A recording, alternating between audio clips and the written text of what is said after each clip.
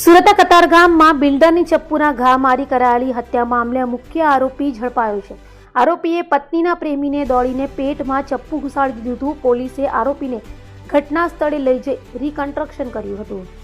સુરતના કતારગામ ધનમોરા 4 રસ્તા નજીક જેકેપી નગરમાં 12 જાન્યુઆરી 2026ના રોજ સસ્તા અનાજની દુકાન પાસે સરથાણાના બિલ્ડર વિપુલ રવજી માંડાણી જાહેરમાં ચપ્પુના ઘા ઝીંકી રેસી નાખવામાં આવ્યો હતો.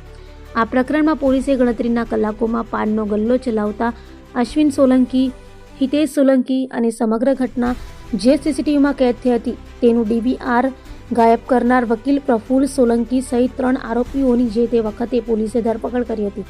ત્યારે આ ગુનામાં મુખ્ય આરોપી એવા અજય શંભુ સોલંકીને ઝડપી પાડ્યો હતો. તો આરોપીની પત્ની સાથે બિલ્ડર વિપુલના અનૈતિક સંબંધ હતા અને જેને લઈ અગાઉ પણ ઝઘડો થયો હતો. તો વિનંતી કર્યા બાદ પણ બિલ્ડરે આરોપીની પત્ની સાથે સંબંધ ન તોડતા આખરે અજય સોલંકીએ ચપ્પુના ઘા મારી તેની હત્યા કરી નાખી હતી. પોલીસે આરોપીને ઘટના સ્થળે લઈ ગઈ હતી અને ત્યાં ઘટનાનું રિકન્સ્ટ્રક્શન કર્યું હતું.